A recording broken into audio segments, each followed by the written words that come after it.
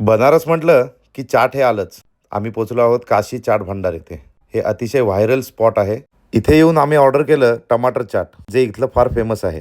टमाटर चाट म्हणजे मुंबईच्या भाषेत थोडक्यात पावभाजी, त्याच्यामध्ये काशीच्या चटण्या आणि रस्सा, त्यावर कुरकुरीत चीज लिंक्स. नंतर आम्ही गेलो दुसऱ्या फेमस स्पॉटवरती, जे होतं ब्ल्यू लस्सी. हे आहे ब्ल्यू लस्सीचं केशर दुधाचं दुकान. तिथे केशर दूध आणि रबडी या दोन गोष्टी मिळतात. हे केशर दूध त्या मलईयोपेक्षा कैक पटीने चांगलं होतं. या बनारसच्या थंडगार वातावरणात हा रामबाण जालीम उपाय.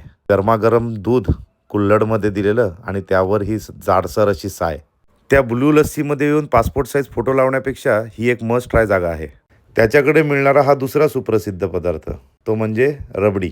हे केशरयुक्त दाणेदार रबडी होती. माझ्या चेहऱ्यावरून चव कळलीच असेल. कचोरी गल्लीतून जरासं पुढे गेल्यानंतर एक मिठाईचं दुकान लागलं. तिथे आम्ही ऑर्डर केली ही आगेवेगळी पलंगतोड मिठाई. थोडक्यात हे बंगाली मलाई सँडविच होतं. दुसऱ्या दिवशी काशी विश्वेश्वराचं दर्शन घेऊन राम भंडारच्या शोधामध्ये आम्ही बनारसच्या गल्ल्या गल्ल्या पायथ्या पाडत होतो. थेट आम्ही पोचलो या दुसऱ्या व्हायरल जागी, ते म्हणजे राम भंडार.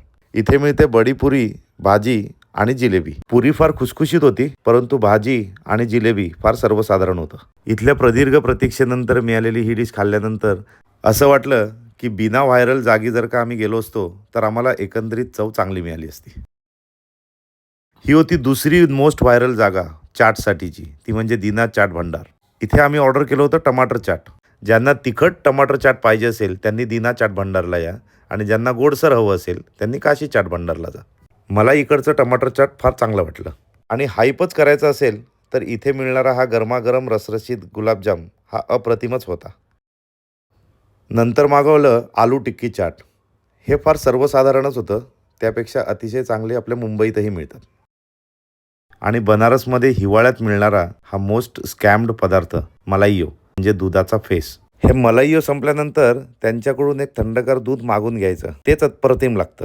₹70 देऊन हे खाण्यापेक्षा न खाल्लेलं बरं.